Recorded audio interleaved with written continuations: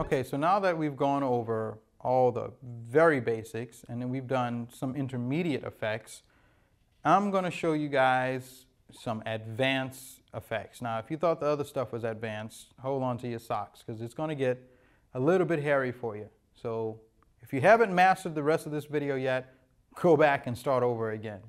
Don't crowd your brain with too much information. We're going to do the advanced effects section now. And what I mean by advanced effects is we're going to show you what some of the other buttons do that we haven't discovered yet. First and foremost are going to be the low, mid, and high buttons at the very top of your effects section. This is a band pass filter. This is not an EQ kill. So if you just listen to it and don't select any effects, you press low, you're only going to hear the lows. You press mid, you're only going to hear the mids. When I press high, I'm only going to hear the highs. What this does is it will pass a band of frequency, low, mid, or high, to the rest of the effects. So for example, I've got echo activated and only put an echo on the mids. So that's the only thing routing through the effects bus because I've selected the mids to pass through the echo. I can add the highs to that, take out the mids, and I can do echo in the mids and the highs, or cut out the mids, do the lows and the highs.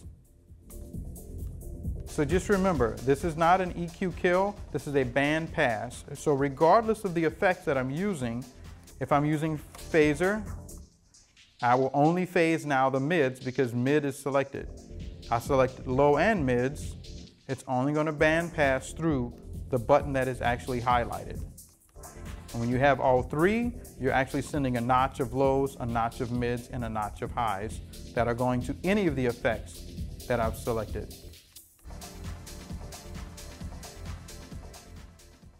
And those are your frequency filters on the M207. All right, for all you advanced users, we're next going to show you these three buttons here toward the lower middle, which is your manual, your parameter, and your wet dry button.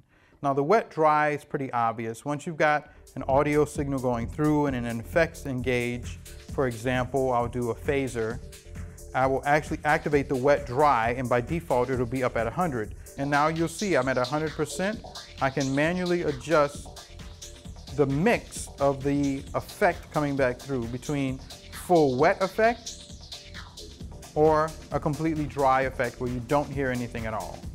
So you go from 0 to 100 using wet dry. You have to have an effect selected to adjust that, obviously, and the same thing with parameter. Once you select an effect, you can manually select the range of the parameter that you're going to affect.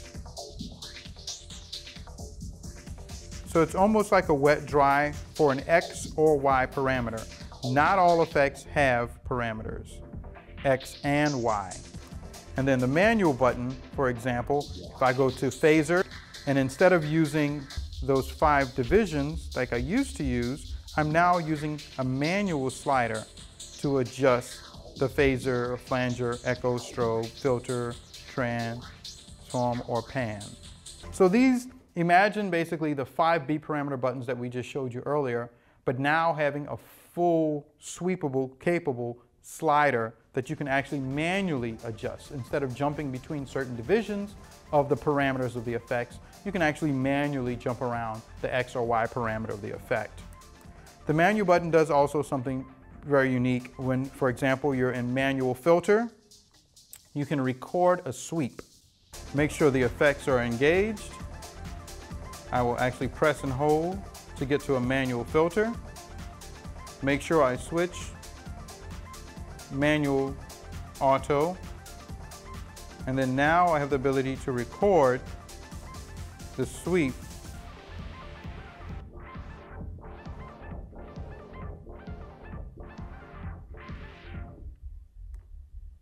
and now play it back.